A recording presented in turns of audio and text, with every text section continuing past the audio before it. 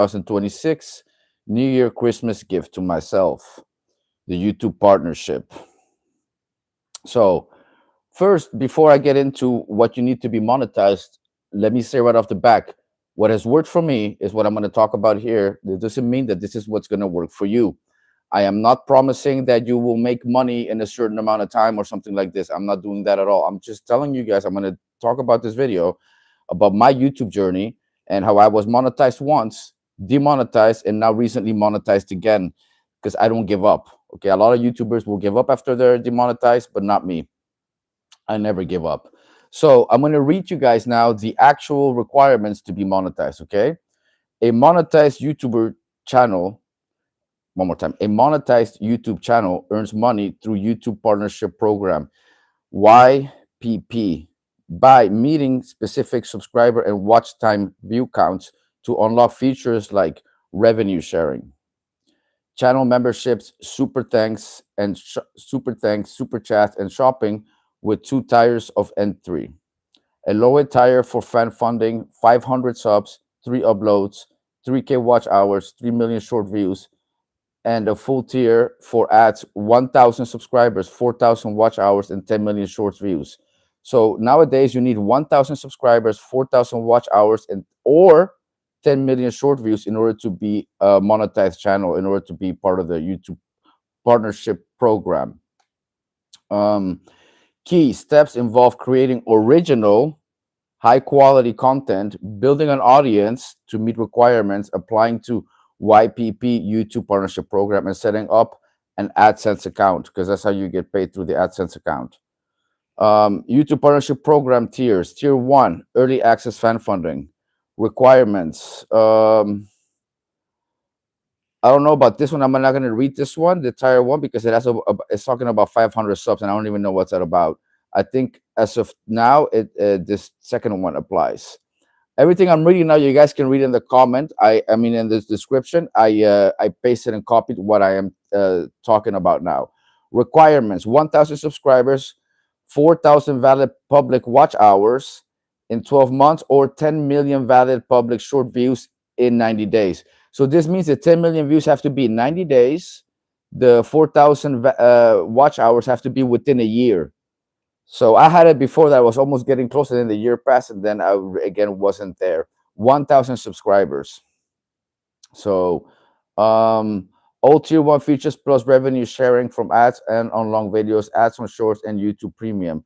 How to get monetized: create original content, produce engaging advertiser-friendly videos, meet requirements. So consistently upload content to hit subscriber and watch hour view goals for your chosen tier.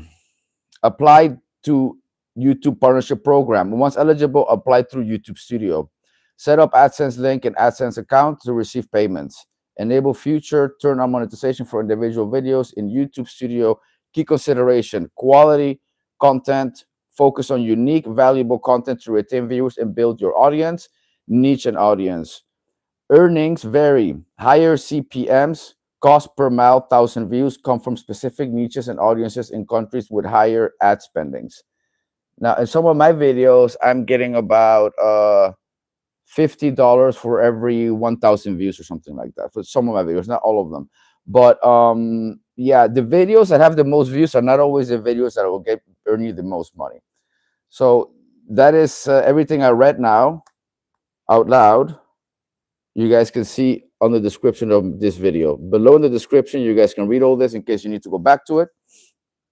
Now I'm going to get to how I monetize my martial arts YouTube channel. Okay. This is how I did it again. This is not how necessarily what's going to work for you. This is what worked for me. Just like fighting, you know, what you guys see working for me with fighting is not necessarily going to work for everybody else. Okay. So let me see the comments first before I start to get into my story. Yeah, another live stream.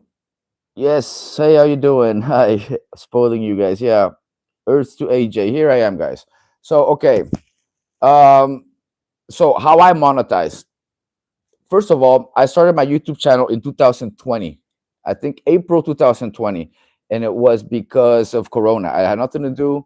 couldn't go to the gym, couldn't bounce at clubs, had nothing to do. So I started a YouTube channel. In my very first video, like many other videos, I'm sitting in a full splits and I'm talking about what my channel is going to be about: martial arts, tutorials, bouncing. I talk a lot about bouncing and a lot about martial arts and a lot about how mixing up martial arts with bouncing is the way to go, because these two complement each other. When you bounce and you do martial arts and you mix these up, they both make each other stronger.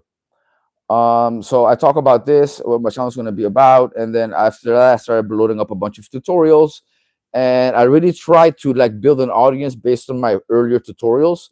A lot of them now are on members only because they're really good tutorials. A lot of my first ones, so I really focused on that. I tried to build an audience based off that, but I noticed that that wasn't really working, and I didn't want to take the route where I had to talk about famous people or talk about how much better I am than other martial artists. So what I did is I collabed with Viking Samurai. Since he started commenting on my channel, I started commenting on his. He was always trying to learn stuff from me, so I started collabing with him, and I helped him come up with his channel because I introduced him to famous people like Frank Dukes, and that made his channel grow. Because a lot of people assume that he helped me because he had a little bit of a higher following. He had quite a bit of a higher following than me when I started. So when I was at about almost 1,000 views, he already had like 30,000. But like I helped him get to where he's at now because I introduced him to Frank Dukes. Either way, I collabed with him, and then out of those videos, after breaking down my street fight video, after talking about martial arts stars and who's the toughest guy in Hollywood, I was dared by his audience to challenge Michael J. White. Then I challenged Michael J. White publicly to fight. He actually even interviewed Michael J. White, and this also gave my channel a boost. I got more viewers after that. And then but what really got me a lot of views actually is a video called Van Damme Kicks and Hurts Man. All right, that's the number one most short I have. The number two is another video called um, Van Damme Gets Kicked in the Face by Fan, and after that, it's a video of the train in Holland, a video that I made in the trains where two men are arguing. So these are my three most viewed shorts. So the first one, Van Damme Kicks and Hurt Man, got me millions of views. Like that video kind of went viral. So and because it's Van Damme and he does similar shit to what I do, um that really helped my channel a lot. I mean, like, so you guys should touch like topics, try to touch topics that you're interested in, because if you don't touch topics that you're interested in when you make your YouTube channel, you're not going to last. YouTube's all about consistency. So whatever it is that you're doing, it's got to be something that you're willing to do for free as well, full time. Because if you're not, then it doesn't make sense. YouTube is not like TikTok, it's not like Instagram, it's not like Facebook where you can get followers easily. YouTube is probably the most difficult one to get to actually build an audience in. So that said, you should try to pick a topic or things, or talk about things that really interest you always. And this could be different things. You don't have to pick one certain thing to get your YouTube channel going. Like my YouTube channel is not only about martial arts. I talk about security, I talk about traveling, I talk about girls, I talk about dating, I talk about different things. You can touch any subject that you're interested in, that you're genuinely interested in, and that'll get you a long way. A second advice I can give that worked for me is to just be real, be yourself, be authentic, be real, and don't buy subscribers. Don't get into this thing where you're buying fake subscribers or fake followers just to meet the requirements for the YouTube program, because if you do that, AI will pick up on it and they will delete your channel. Many channels are facing termination at the moment, especially in 2006. Many more are going to be terminated because YouTube is picking up on the fake ones, and YouTube doesn't want fake YouTubers. They want genuine, real people with genuine interaction, and with genuine followers, and YouTubers that work hard as well. So keep that in mind. You don't want to take the route that you're cheating most of the time in life, whether that's steroids, whether that's buying subscribers, whether that's whatever kind of cheating and lying is not the way to go, because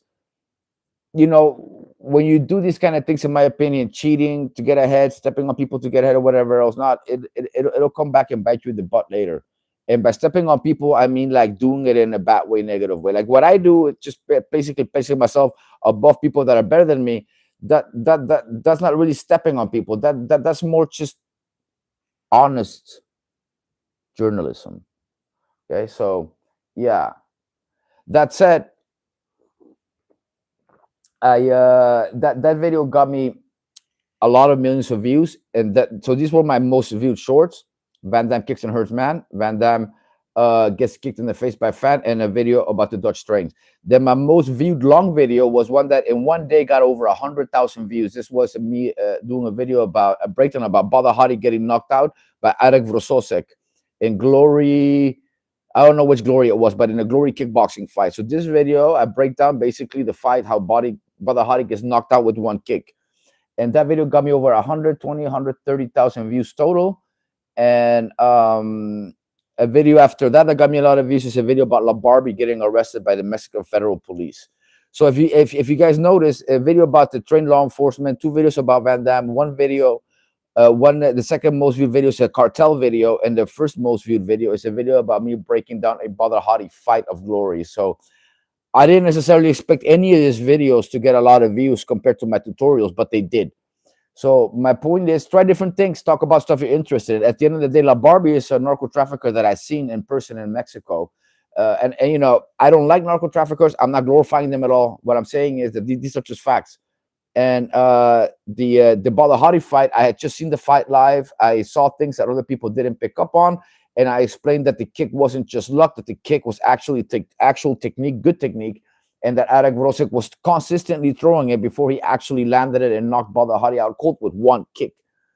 So as you guys can see, this is how it went. If you guys look at my most viewed shorts and most viewed long videos, you guys will see these come up what I just talked about. So obviously the videos that go viral, that get the most views, are going to get a lot of attention from people, and that's how you're going to probably gain the most amount of people that will click subscribe, because they're going to like the video they saw and they're going to want more of it. Or they like the video they saw and then they're going to go and check out your channel and they like the rest and then they subscribe. But to build an audience on YouTube, there's really only one thing that you need. Well, maybe two, but one simple thing you need. You guys know what that is? This thing right here, what I'm touching, the phone. All you need is a phone. I monetized my channel not once, but twice by using only my phone. I don't have a camera. I recently just got these mics. I didn't even have a mic, you know? So, I mean, all I had was a camera. In the beginning, I had a YouTube iPhone phone, an iPhone. Now I have a Samsung. Sometimes I use the iPhone. Sometimes I use the Samsung. Sometimes I use both.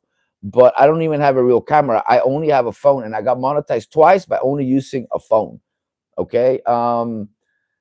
Another thing is, like, you don't have to pick necessarily just one topic for your channel.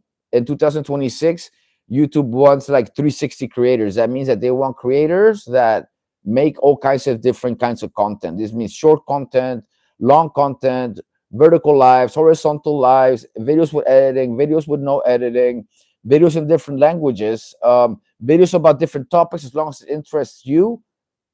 This will be the way to go in 2026 if you want to be a successful channel over time. And patience is key, guys. It's patience, and talking about stuff you like, and really enjoying the YouTube journey is key, because it may take a long time before you monetize. Hey, it could happen in a month or two or three. You could be lucky, but that's not most people. Most people will fail on YouTube. Most people will never get to 1,000 subscribers. Most people will never get there. That's the reality of it, because most people give up.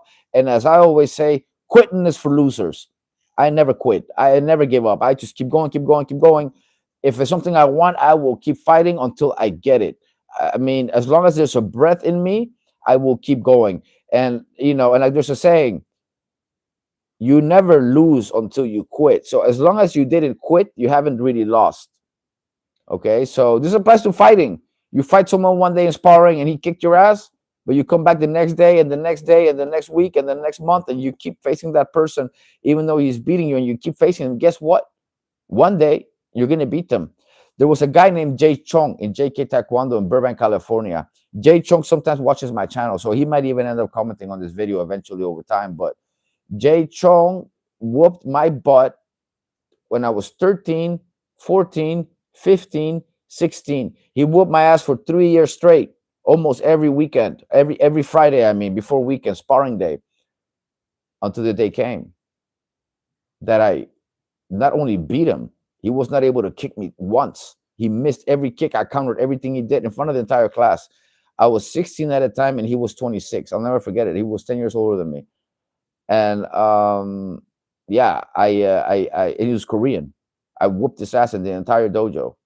and he was one of the best sparring guys there, you know. But it took me 3 years of him beating me, and he would say all the time, "Yeah, I gotta get him now before he catches up to me," you know. And he would whoop my ass, you know. And he knew one day I'd catch up to him because I was consistent. And he told me that many times. One day you're gonna catch up to me. One day you're gonna whoop my ass. I know that day's gonna come, and that day came because I never gave up, you know. So it's I don't give up, whether it's YouTube, whether it's martial arts, whatever it is. I don't give up. I never stop trying, you know. This is I've learned this from martial arts. So I'm gonna look at some comments. Okay. Oh, I didn't even finish yet. Okay, so basically I was on YouTube for 2 years. I did the collab with Viking Samurai. Some of my videos got a lot of views, the long ones, the short ones I just talked about.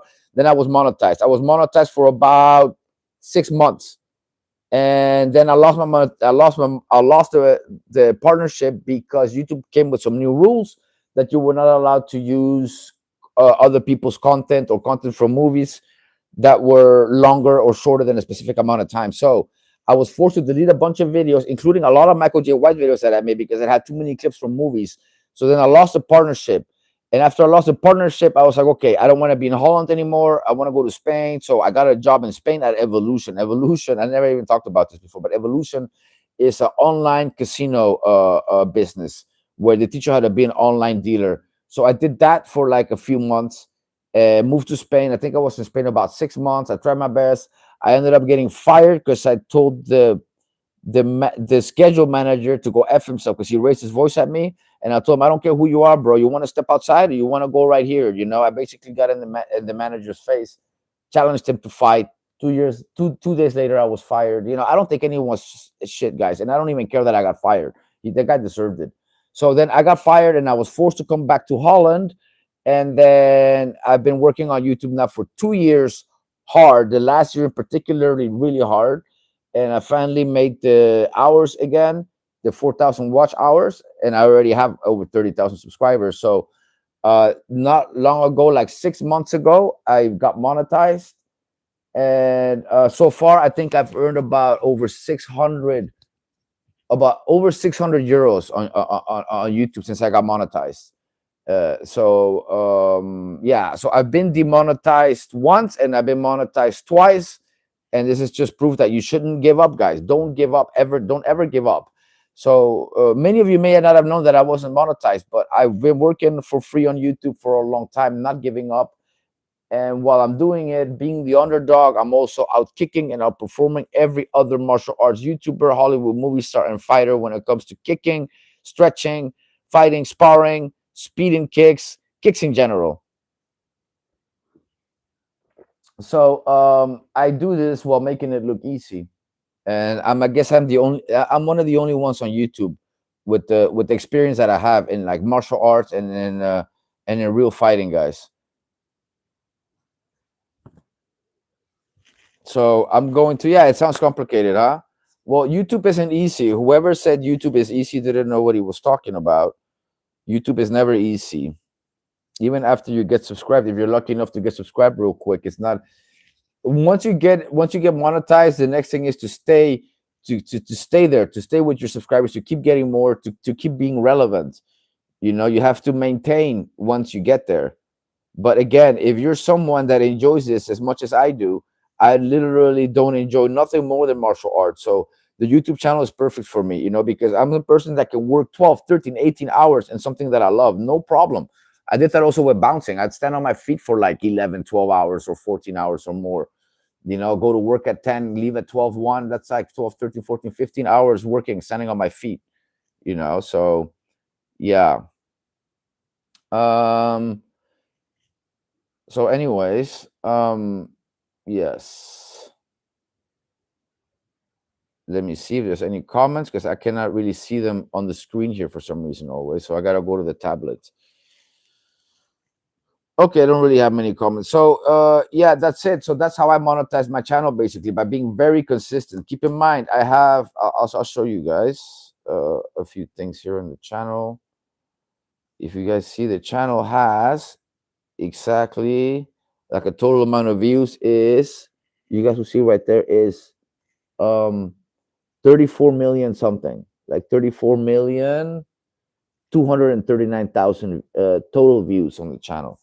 So these are the total views: 34,239,136. Been on YouTube since 16th of April 2020. And if you guys see, my first video was this one right here to the left. You guys see that? That was my first video. See, what am I doing there? In the splits, talking for 15-20 minutes about how long was it? 11 minutes, my bad, 11 minutes, talking about what my channel is going to be about. So and then yeah, and then I just did it. I said that I was going to do it, and then I did it, um let's see. And then also, what else did I want to show you guys? Let me see. Videos, most popular videos. So my most viewed long video is this one. So this one here of Badahari knocking out Rosek. That was like video that got me, it has 130,000 views now. And the second one is this one. It's a video of La Barbie getting arrested. A video of me training with this guy here, Badahari's trainer. This guy here is a taekwondo champion. He trained Badahari kicking. That's a picture of him teaching Badahari how to throw wheel kicks. Before this fight here, by the way, before that fight here, this is Badahari training with a guy I knew. And then I broke down how he got knocked out with a high kick. This is a street fight breakdown of a Dutch street fight. So these are my most viewed long format videos. And then my most viewed short videos are these here. So this is a video of Van Damme kicking someone too hard. It's a video of Van Damme getting kicked hard by a fan. A video of the Dutch trains. A video of me kicking a roundhouse kicks. A video of Michael J. White's only fight that exists. And here there's a video of a bouncer telling a boxer if he has a broken nose. And these are my most viewed shorts. And I also have a partnership now, a partnership program. And these are my partnership program videos, so a bunch of tutorials on how to kick and etc. etc. How to kick like Van Damme, how to fight like a bouncer, and among other things. So yeah, another good way, and this will be the last tip that I give you guys if you want to start a YouTube channel. A good way to build an audience now that will, in my opinion, be the easiest, fastest way is build at least 50 subscribers. So 50, build at least 50 subscribers. Okay. And after you build 50 subscribers, you're going to wait, to go like this, 50. After you build 50 subscribers, you are going to be able to go live. And once you're able to go live, what you want to do is you want to go live vertically and horizontally. You want to use both formats of going live. And if you do that, you might get an audience quicker than if you try other things. So this is really a tip for you guys. I said might, I didn't guarantee it, guys. I just said that you might, because the vertical lives are now going in the shorts feed. And if you don't know what the shorts feed is, then you're living in La La Land. You need to look up what shorts feed is. So because it goes in the shorts feed, then it's going to have potentially, you're going to have the potential of it being pushed out to a lot of people. So yeah, you have then the chance of many people discovering your channel through the vertical live streams like the one I'm making right now, actually. So that would be my advice if you guys want to start a channel and get monetized like next year or soon or something like that. And keep in mind, the biggest regret that most YouTubers have, including myself, is that we didn't start earlier. So that said, you should start as soon as possible.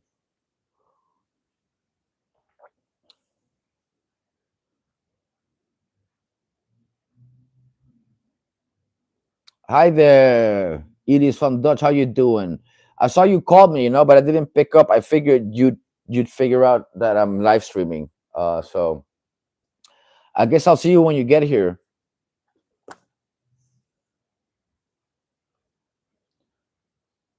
So yeah, that's all the advice I can give you guys. One more advice I can give you guys about YouTube is the following: the two most important things on a video isn't even the quality of what you say; it's more like your thumbnail. As far as clicks, as far as people actually clicking on your video, it's the thumbnail and then getting pushed out. Also, it's the thumbnail and the title.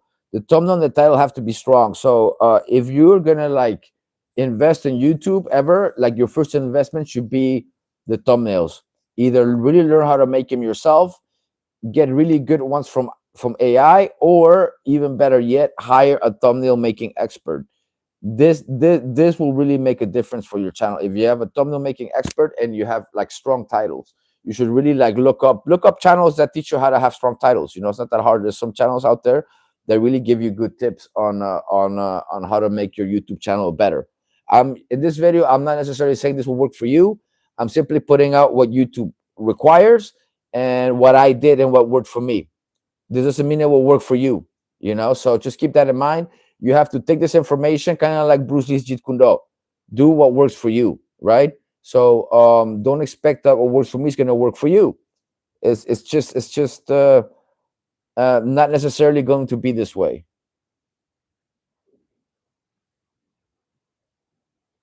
Oh, good job. You should. Maybe your health stuff, you're good at that. The health tip you gave, you give me health tips all the time. Gallbladder stone, juices, this kind of stuff. The thing is, you could touch different topics. You could literally touch every topic you know about. You could touch languages. You could teach people how to speak Dutch or Spanish. You could touch makeup. You know how to do makeup. You know about modeling. You could talk about modeling. You could touch stories about your past. I mean, you are my mom. So you could also talk about me when I was a kid. You could give stories that you remember about me. People will watch it. I don't know. You could do many different things. Ugh. Coffee, strong coffee, black. Woo. So yeah, you could do. Hey, how you doing, my very good friend Terrence? Good man. Here, telling everyone basically how I monetized my channel twice because, and the struggle, Terrence. Never mind being demonetized. You've had your channels completely taken off of YouTube. But I basically talk about how I monetized, got demonetized, and then got monetized again recently. When did I get monetized again? I think in June or July. July this year I got monetized again. So I've been monetized July, August, September, October, November, December. I've been monetized about 5 months now. Yeah. So hey Terrence, I'm doing good, my friend. How are you doing?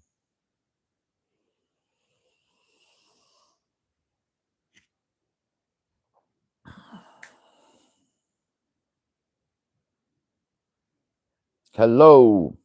Yeah. So what about you, Terrence? Have you ever been monetized with your channels? And if so, for how long? And how did you get monetized? Maybe you want to tell me in the comments below. I can read it out for the audience to hear. How are you brushing your teeth and typing at the same time? Just kidding, man. Yeah, if you guys have any questions, I already talked about what YouTube requires to be monetized, and that is also in the description below. You guys can read what I talked about in the beginning of the video. So either rewind or you can read below while you're watching this. Either way, it's up to you. AJ, it's hard. Yeah, see, you guys hear what Terrence is saying? It's hard to be monetized. It ain't easy. It takes a lot of work, a lot of consistency, and now also takes honesty, not cheating, and everything else. Like again, I keep repeating myself, but channels that are already successful are being taken down by the YouTube AI because many have fake subscribers, fake followers. They've paid for subscribers and they've paid for followers. So yeah, this is a thing next year. So if you're gonna do the YouTube thing, keep in mind, stay honest. Stay honest, do it the right way. Don't cheat, just stay honest to your audience, be honest to yourself, talk about real topics that interest you. Don't lie, I would also say, because if you're consciously lying about stuff like, for example, Viking Samurai, then your channel probably will face termination next year, so yeah. I know a Mexican channel that got terminated not long ago. That channel had about the same following as Viking Samurai, over 100,000, called Yan Lara with a Y, YANN Lara, LARA. And this guy had a beef with a YouTuber that I follow called Combate Práctico. And this guy had a lot of fake subscribers and fake things, and YouTube took him down. He's gone now, so yeah. Have you experienced serious eye injuries in your martial? Yes, I have. I have. Why you ask if I've experienced eye injuries? Can you tell I have an eye injury? Like, is there something about me that shows that, or you're just asking? AJ, the first YouTube channel I had with my brother Termite were monetized. That was for about a year before the platform terminated us unfairly. Unfairly, but what was their reason though?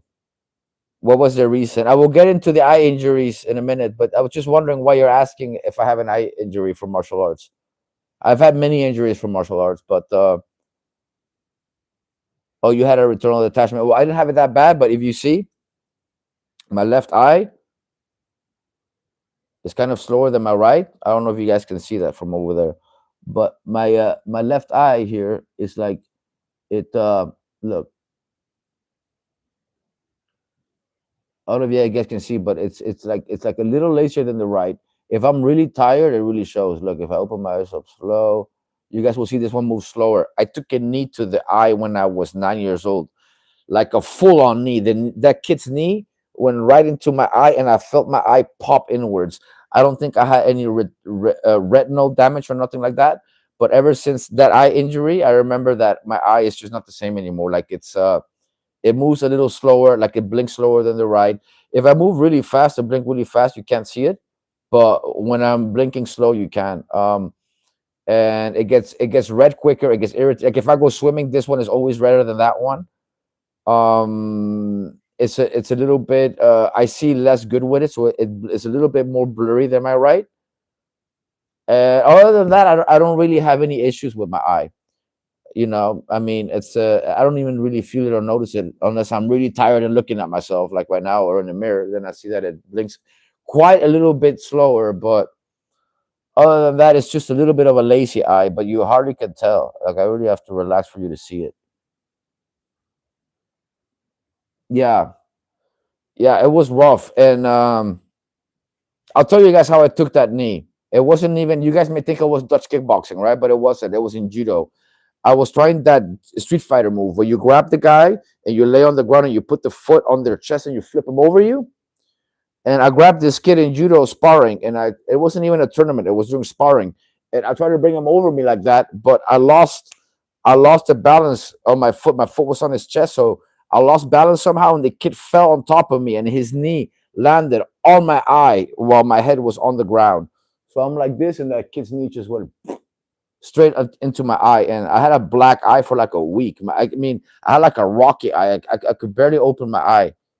I remember. That's how I messed up my eye.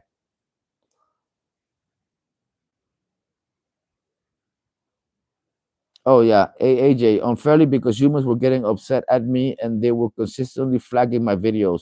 YouTube said I wasn't in the wrong, but they were too lazy to make the adjustments. That is effed up, man. That is effed up. Maybe you can get that channel back, man. Maybe I mean things are changing now. YouTube has changed a lot the last year.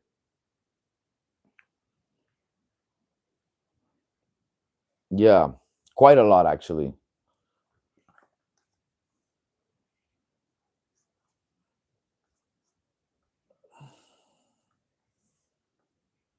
And I also have help now with my YouTube channel. I actually have a YouTube manager um, who helps me with a lot of things. So for the first time, I actually have someone on my team. I mean, back in the days, I also had a girlfriend of mine at the time helping me with some of the stuff. But now I have an actual like YouTube manager that's helping me, and we're gonna also look into putting it on paper that the percentage that is going to be earned by this manager that's helping me manage my account, because I really do need it. I need help. I cannot do it all on my own. There's many other things that I gotta do also that takes time. So if I want to be able to like still train, still do other things that relate to the channel, because in order for me to keep out kicking people and keep myself at a high level, I gotta keep my training going, and that means I gotta train.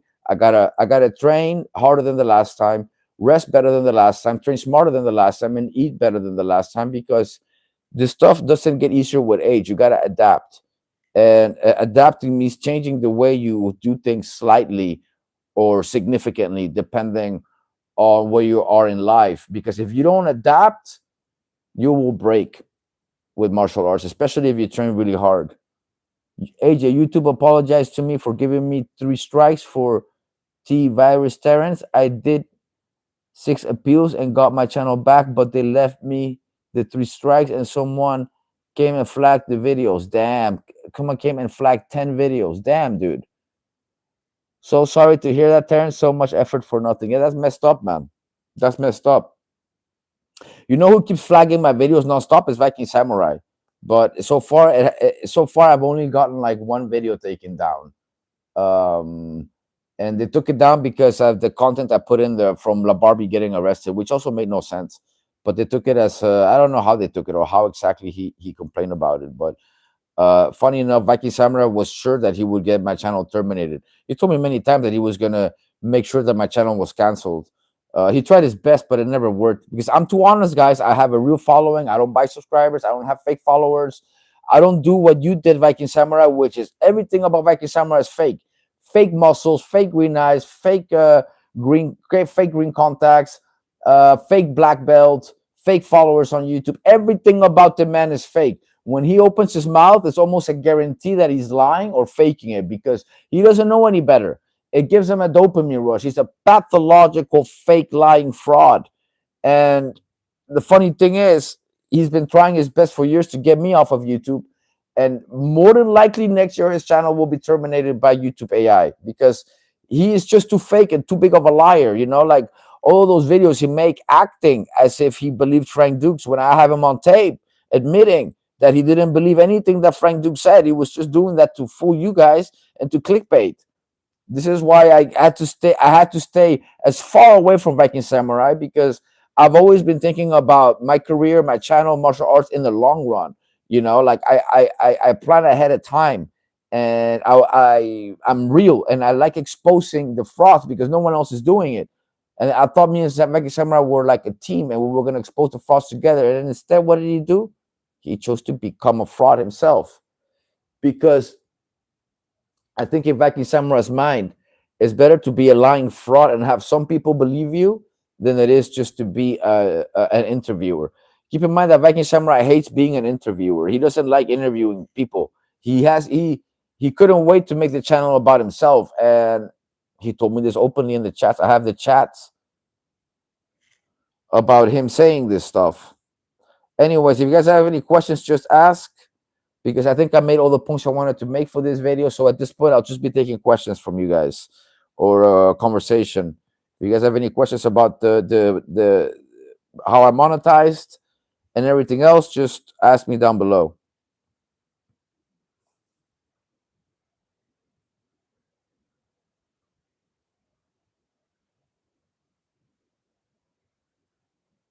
AJ, from 2012 until now, I managed to get over 50,000 subscribers. Damn, that's good, bro. If humans would have left me alone, I would have had hundreds of thousands or a million subs by now. You probably would have, bro, I'm sure. But yeah. But we both know you like bending and breaking the rules a little bit, man. You mean you do push it with stuff you post, and you know it, man. But hey, I love you for it, bro. But you know, you know that you sometimes take it too far as YouTube standards go. Of course, you know. I mean, yeah. Sometimes I wish YouTube was like how it used to be back in the days, where you could just say whatever you wanted. You treat you Yeah, you treat YouTube as a digital journal. Okay, okay, I see. Yeah, everyone's got their own way of treating YouTube.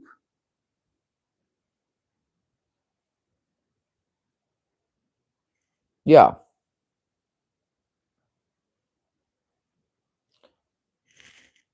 So yeah, so again, this video is about how I monetized my YouTube channel before Christmas this year. Christmas gift to myself, New Year's resolution, you might want to call it. But again, this was my New Year's resolution the year before this too. So when I was 2024 to 2025 New Year's, my New Year's resolution then was to be monetized, but I didn't make it. Did I give up? No, because quitting is for losers. So what did I do? You haven't lost until you quit. I just kept going this year. and this year I got monetized. So don't quit, guys. Time goes by flying. Be consistent. Keep going. Adapt. Look at what's working and do more of that. And just keep going, keep going, keep going until you get there. You will eventually get there if you just build the consistency. So the consistency over time will just build up, and bang, next thing you know, you're there.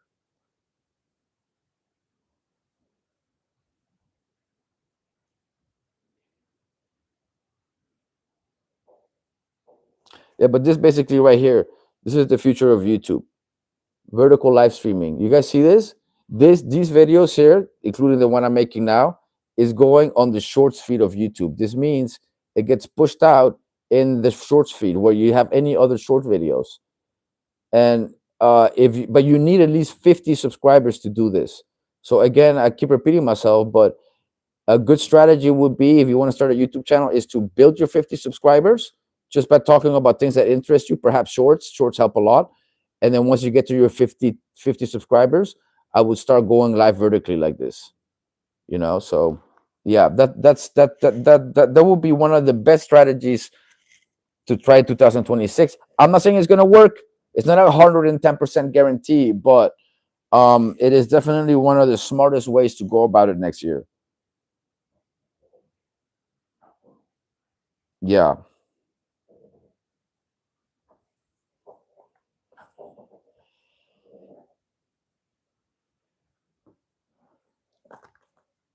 And I need more coffee, you guys. I need that coffee. Gotta go to the kitchen and get myself more coffee. Oh.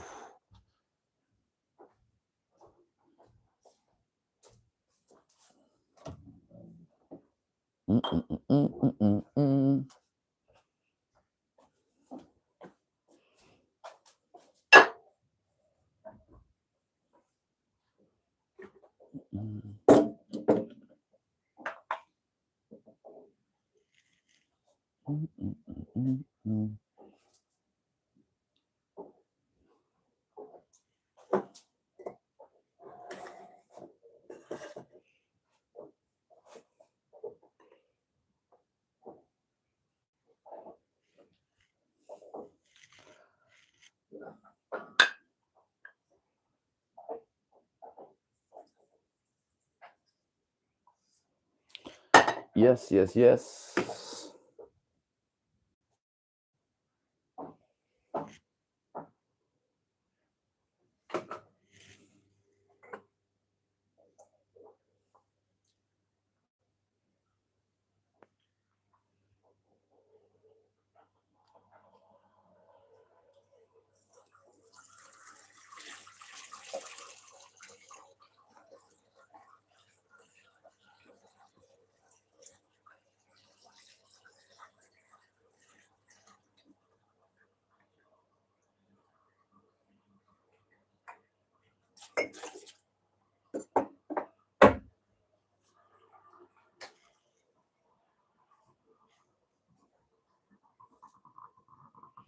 Ooh.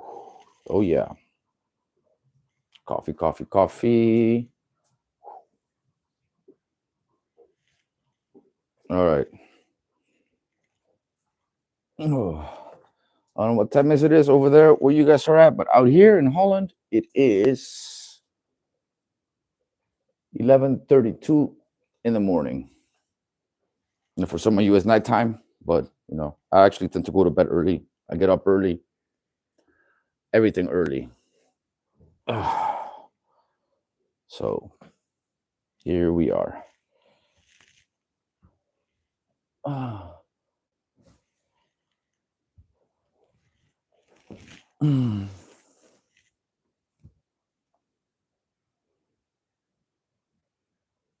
Oh, cool, Vito. Glad you're listening to this at work.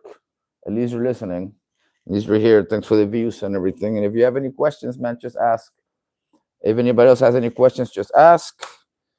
And yeah.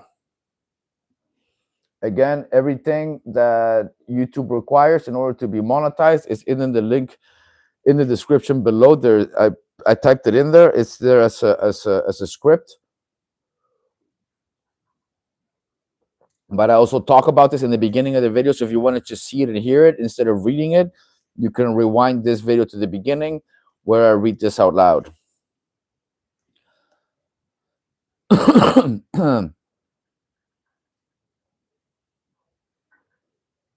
Yes, no doubt. Whew. Funny fact, do you guys know that Dutch people drink probably more coffee than any other country on earth? We drink so much coffee, it's a miracle that we even sleep. Mexicans drink coffee too, but not at the level of Dutch people.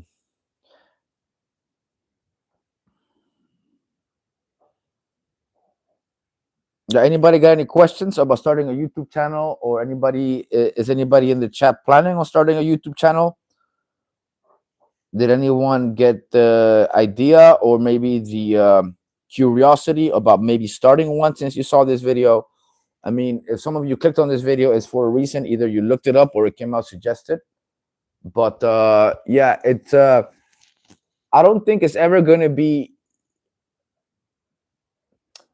it's never going to be, I think next year there's a lot of opportunities for YouTube. Like in a way, next year is going to be better for you, for YouTubers or YouTube in general, than any other year in the past, because of all the new updates. Like just the fact that people can listen to my videos in different languages, to me is amazing. You know, the fact that you can just click, you want to hear me in Japanese, Dutch, German, Portuguese, French.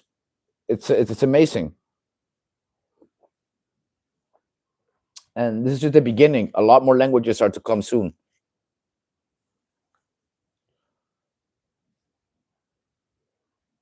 You don't need a subject to start a YouTube channel. Well, you should start with some kind of subject, but you could literally just title it Beetle, just making videos about my everyday life or something.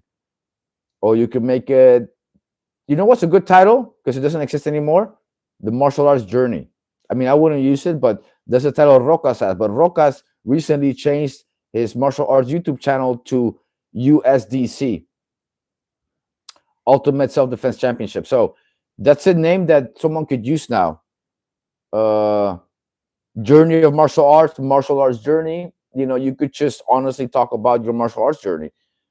That's just an idea, of course, because you know me, I'm martial arts, I'm all martial arts. So that's the idea that I would have. AJ, I have 150 videos scheduled for this month, and this is fun for me. That's cool, Terrence. I will look into that, man, so I don't miss any of those videos. AJ, many humans have heard Terrence, but I will continue to spread the Terranisms on this trash planet. Well, man, it's the only one we have. What are we gonna do?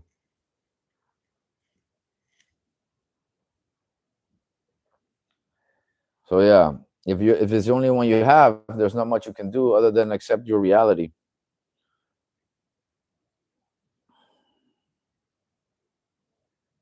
Yeah. Any suggestion, guys, for any future videos? I'm gonna be working on YouTube today, so I'm gonna be doing a video later on, reacting to some fights and maybe some other more things. But for sure, I'm gonna be reacting to a fight later and to some taekwondo footage. But if there's anything you guys can think of that you want me to touch later, I might be in the train, so I'm gonna live stream in the train for about an hour and a half.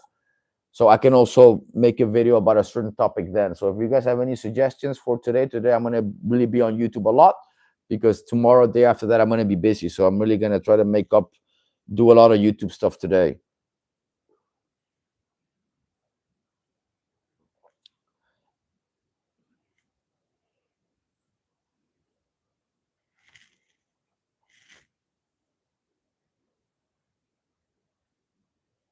Yeah, I'm still waiting on the Dragon Wilson's kicks. But listen, I have a members only subscriber, Egalitarian, and he asked me to raid Kaplonch's kick, the missile, Ignacio Kaplonch, an Argentinian kickboxer who uses taekwondo kicks. If you haven't looked him up, look him up. Ignacio Kaplonch, el misil, the missile in Spanish. I'm gonna rate his first, then I'll do Don the Dragon, because you know, he has the expensive membership program. He has to get priority with what he wants to see. So but I will still do it, man. I can't wait to do it. Don't expect him to rate all that high. I still got to see stuff though. I haven't seen enough on Donald Dragon Wilson, so I still have to see how far he gets into the splits. I still have to really look into how good his low kicks are. I still have to see if he can do leg holding. I still have to look at a bunch of things before I rate him. But he may rate high. I don't know yet. If the reality is, I don't even know yet how high he will rate. I have to really look at his stuff, dude. So I cannot predict yet how high he will rate. I'm just saying he won't rate high because I don't like him. But I gotta be honest with my rating. I'm gonna go over everything, really look into his stuff, and I'm gonna give him an honest rating, like I've given everybody.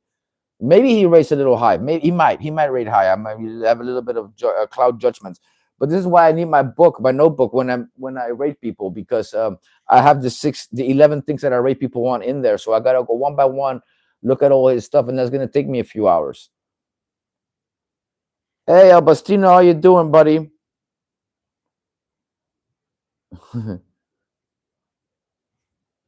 But yeah, let me see, Terrence. I think I need a week maximum to finish both of these. But I'm gonna start today I'm gonna start today with them.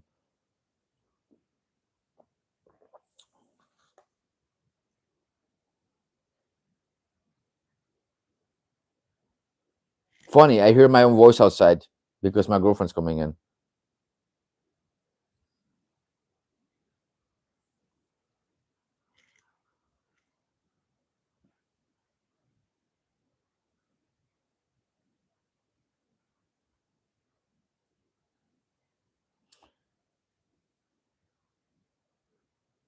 Oh, I don't know yet, Beetle.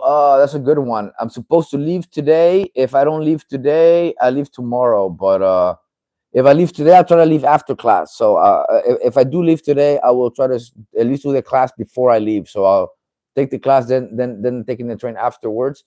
And if I don't do it like that, I will take the class today and tomorrow, and then I'll leave tomorrow night. But either way, I'll take at least one class this week. But I don't think I'll take the rest of the classes this week, man.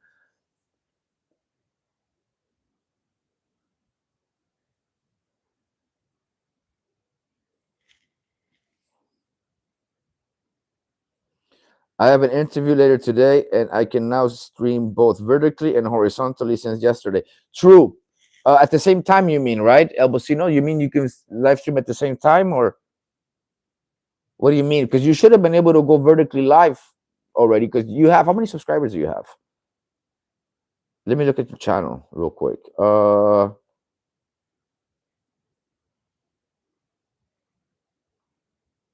Nakanaal gaan. You have 344 subscribers. You should have been able to go vertically live since like forever already. It's a minimum of 50.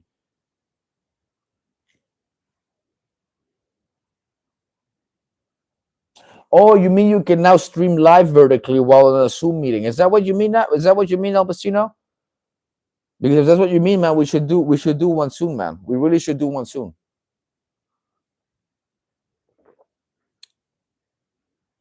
AJ is 2:40 a.m. for me. Yeah, Cali, 2:40 a.m. Man, you always go to bed late, bro. It's not healthy, bro. It's better to go to bed early. Really, it's much better for your body. 1 kilometer to go. Tot zo lekker ding.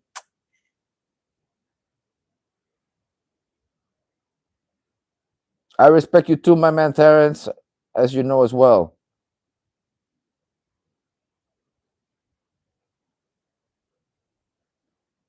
Terrence doesn't like coffee. Tea is my preference. Tea's too boring for me, man. I don't feel much with tea.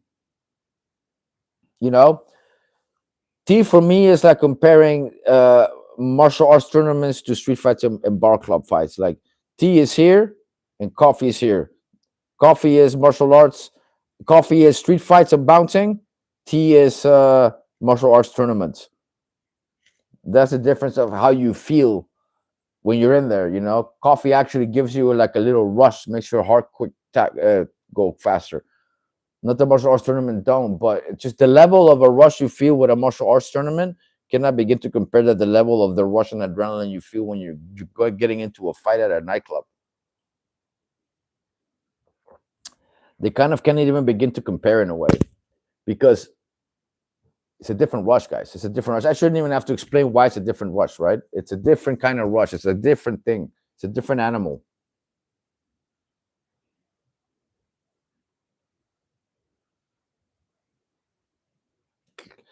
AJ, coffee doesn't do anything for Terrence. It's like drinking dirty water for me. Then what does tea do for you then?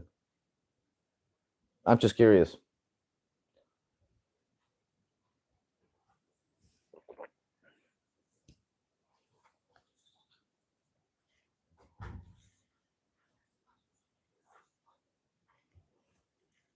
How you doing?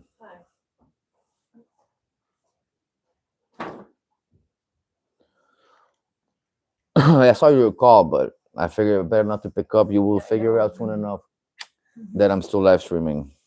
Because if I pick up, I lose the stream and some people go away.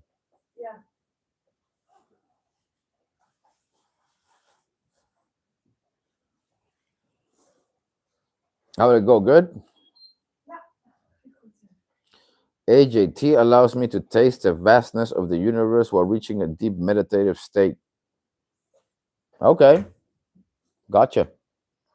Gotcha.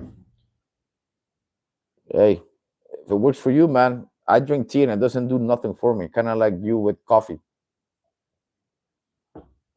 I drink enough coffee, I can see sounds. Not literally, of course.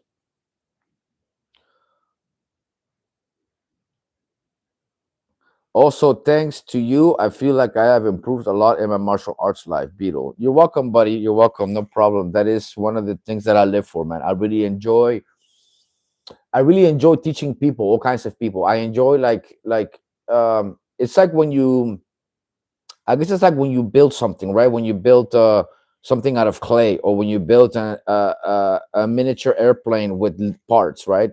You're busy, you're building something, and then you get to see what you build. That's how I feel like when I build myself up in martial arts, but also when I teach other people and I see them improve.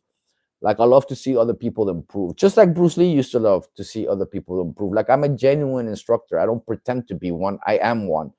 And by pretend, I mean guys like Michael J. White pretend they're teaching people. Jean-Claude Van Damme pretends he's an instructor here and there. Steven Seagal acts like he's actually a teacher. These motherfuckers are not teachers. They just pretend they are because it looks cool, because it makes them look badass, but they're not the real thing. They're fake.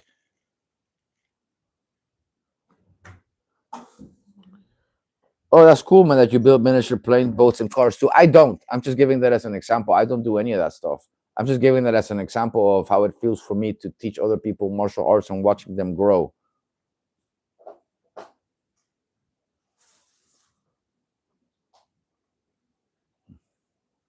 So yeah, like I say, stay fit and honest. That's right, Albastino. Stay fit and honest. That's a good one. And like I like to say, watch your six, watch your back. Rule number one of self-defense, guys, is situational awareness. Rule number one of life is don't die. These two go hand in hand together. If you want to have a better chance of not dying, guess what? You got to be aware of your surroundings. How logical is that? Simple logic, right?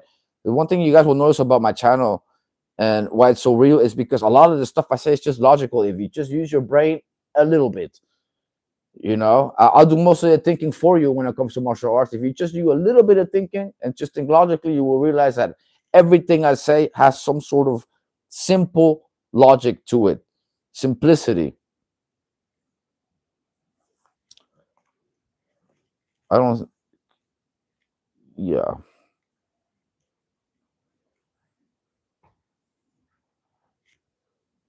We're going on 58 minutes, guys. I'm about to end the stream at an hour. I'm actually purposely keeping this stream at an hour because lately I've been doing 2 3 hour streams. But I have stuff to do keeping this stream an hour because it's not necessary to talk longer about this topic that I touched, even though we're going off topic here a little bit.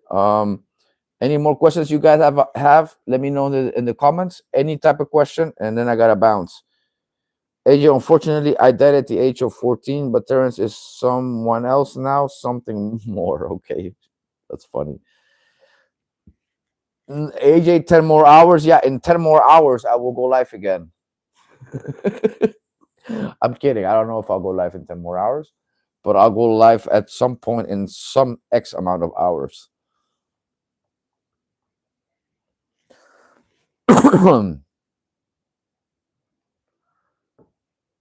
Yes, yes, yes.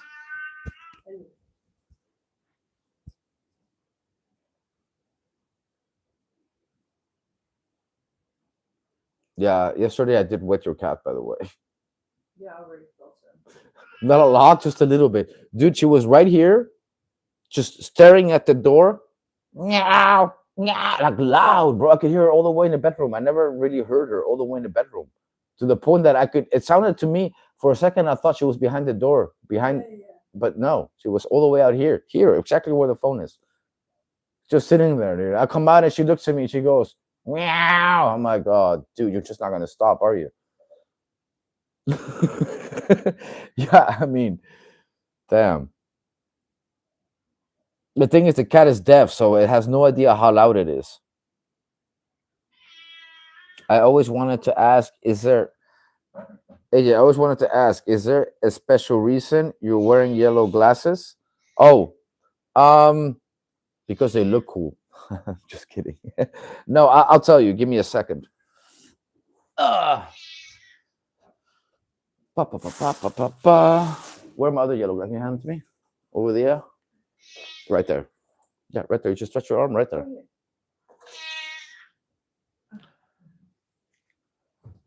So, Mexicans are really into dressing well. Maybe many of you guys may not know that, but if you guys look up videos on Americans, there's like over 1 million Americans not living in Mexico. One of the things that they will tell other Americans that are going to come there is to update their wardrobe because they all look like bums, and Mexicans will look down on you when you dress like a bum. Doesn't matter if you're American and you're a foreigner, like they may still like you in a way because you're a foreigner, especially if you're white. But if you're dressed like a bum, they will say that. Like that. There's a word in Mexico called miserable, miserable. But miserable in Spanish, it means someone who has the money to afford better clothes but doesn't. No. They call those people miserables, which is a form of saying cheapskate with no class. Because if they get into a conversation about someone like that, they will say that. I stayed in a really rich area in Mexico the last time I was there, called Playa Car. It's like the richest area with like security gated community, and it has different levels of gates. Like you go to one gate, and there's one area you can get to after that gate, and then there's another area with a different gate inside that gate, and another one inside that gate, and it's like, I'm not kidding. There's like levels inside the levels of security in that place. The more security checkpoints you gotta go to, the more expensive your house is. Anyways, I stayed there for a little while, and what's the point of what I'm trying to say? About the miserables. Oh yeah, and there was a Dutch guy that lived there too that had a house. The Dutch guy's wife passed away here in Holland, and he inherited a bunch of money. I don't know exactly who or what, but he lives in Mexico now with his dog. And the guy has money, but he doesn't hire a maid. He does his own cleaning in his own house, like Dutch people do. But other than that, like he dresses like same uncles, like a bum. And not only that, he wear old clothes with like holes in them, and he walks around this area near the golf course. He walks a lot near the golf course. Sometimes he'll be sitting in the golf course with his dog. But if you see him from far away, he literally looks like a homeless person. Oh, But he's not. He's a Dutch guy with money who's just super cheap, and his teeth are rotten to shit. Like he's got like yellow fucked up teeth, like really badly. And it's like he's got this nickname. Like everybody knows him for the cheapskate Dutch guy with the bad teeth. oh, Some people call him the homeless man, but he's not a homeless man. He has his house is bigger than Max's house. I was literally staying right across the street from him because Max, my friend there, has different properties there. And the house that I was staying at with my daughter at the time then and a girlfriend of mine was right in front of his house. And then yeah, they told me, oh, that's your paisano. What do you mean paisano? Yeah, he's Dutch. Paisano means landgenoot. oh, yeah, yeah, yeah. Yeah, and then yeah, they would always roast him, dude. Like every time we walked by them, like or drove by them, they would roast him.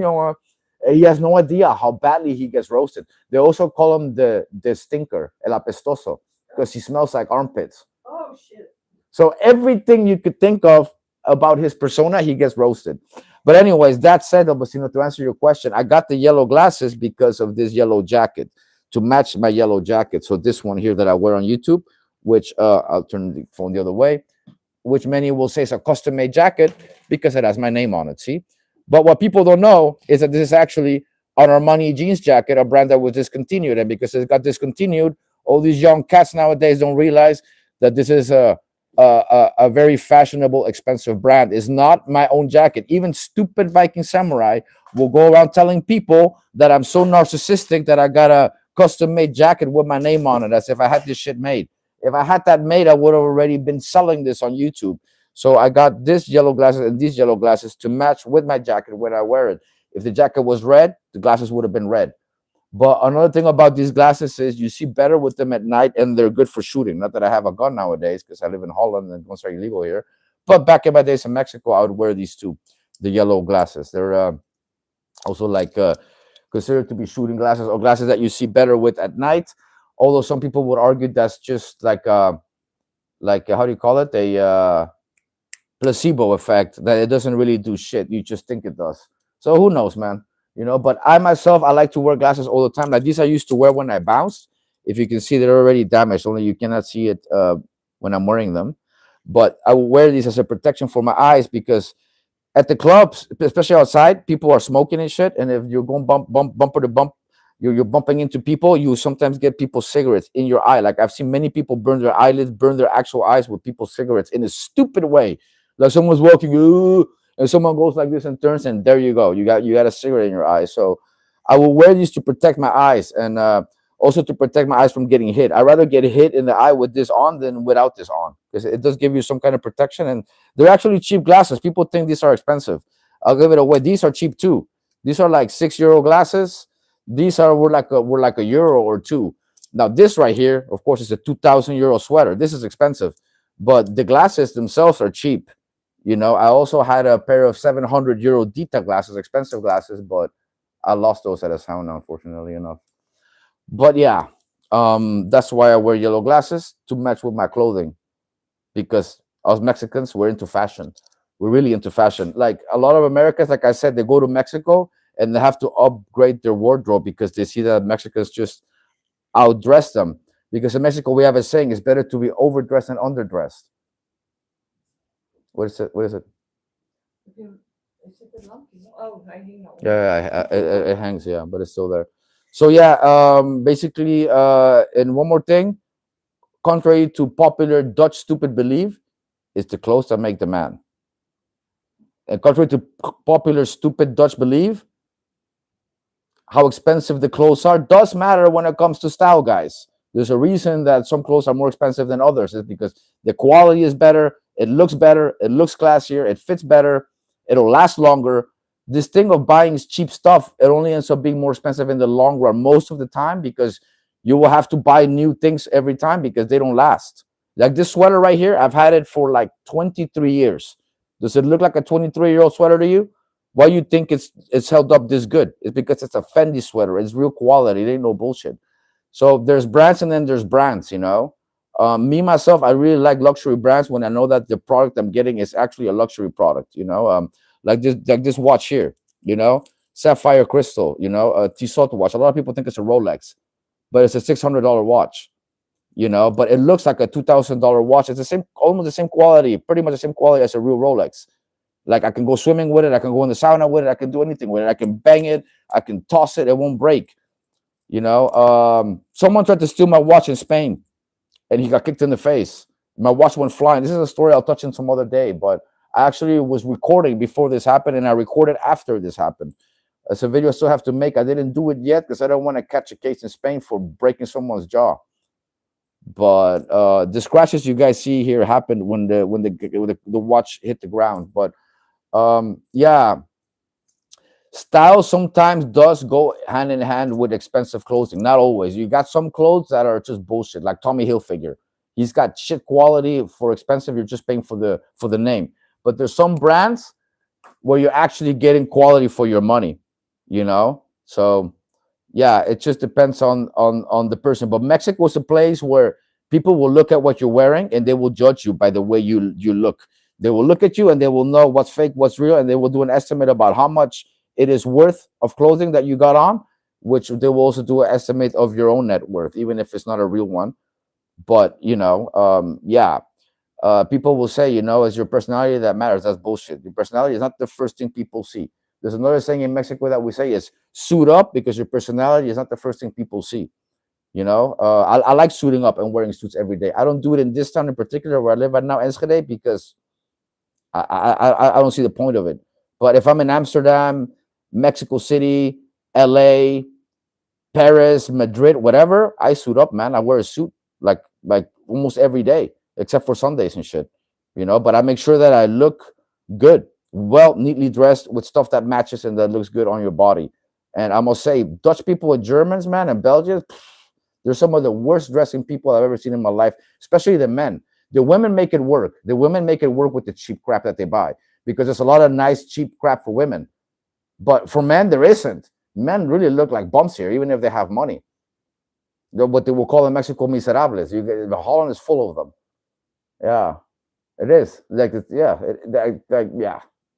It's full of dudes that if they showed up at like Baby O, they would tell them to go and change and come back. Everything is good.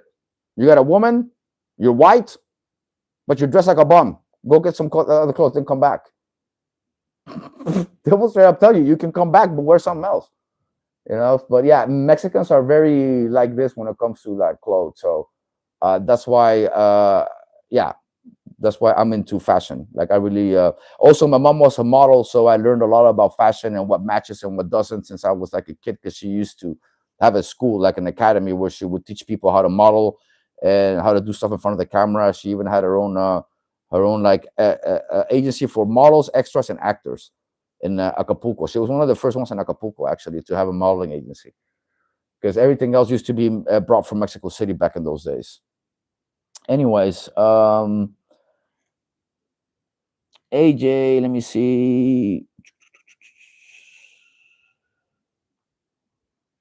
Okay, AJ, I would be grateful for AJ's time, but he's about to abandon me. I'll be back, guys. I always come back, just like the Terminator and Chucky. AJ, also tell Edie's those surprise kisses are crazy.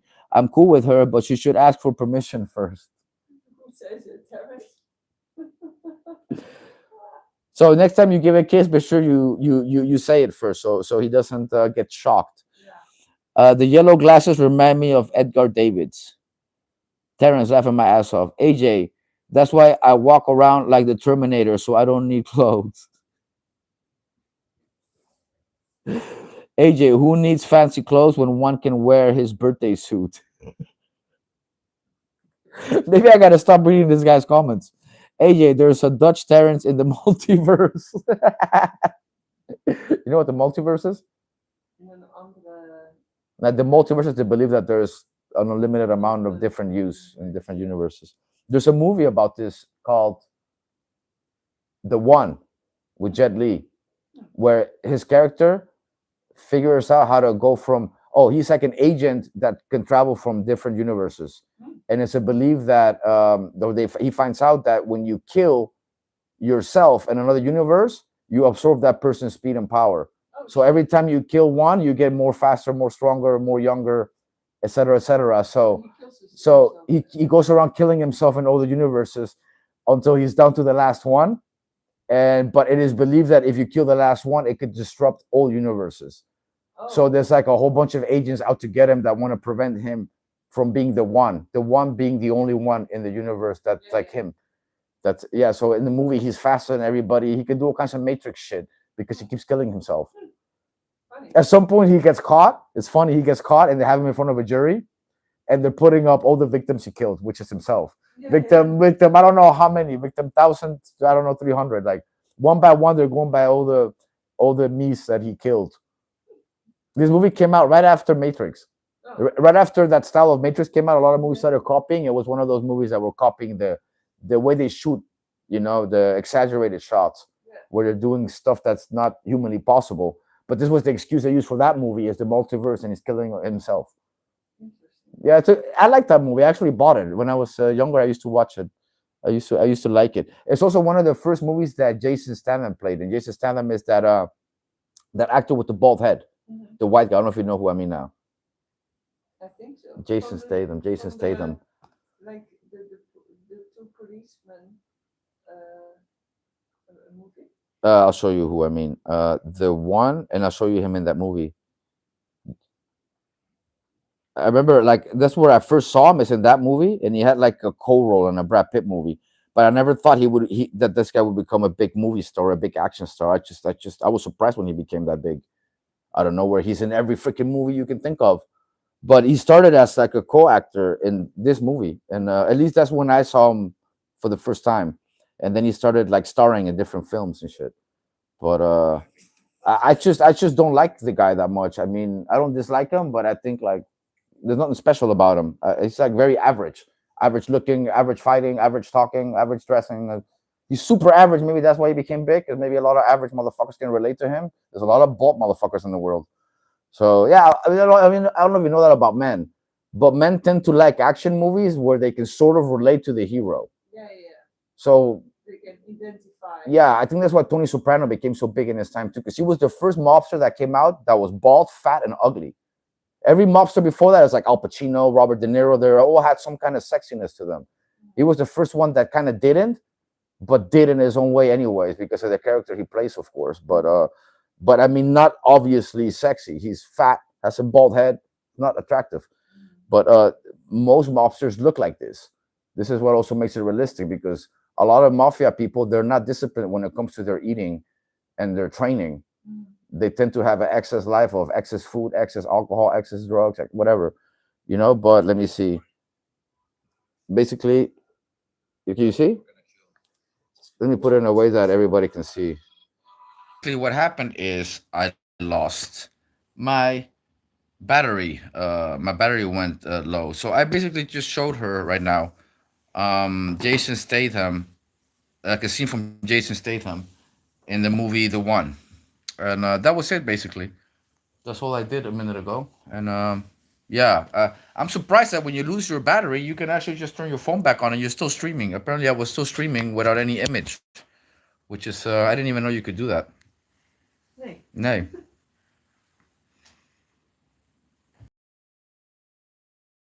Yeah. You know what we could do? We could cut that part off. If we edit the video, we can cut the part away that I wasn't on. Yeah. Yeah, that way I'm on, and then I just say that I lost my battery. But you could do that. You could cut the stream up. Bastino did that too with the interviews we did. He Okay. cut up the first part of the streams. Okay. Nice. Yeah. Yeah, it was. I lost my battery, guys. But now I'm really gonna abandon you guys. I'm gonna go. I had to go anyways, but I didn't want to just go like that. All right. So the next video, guys. Catch you later.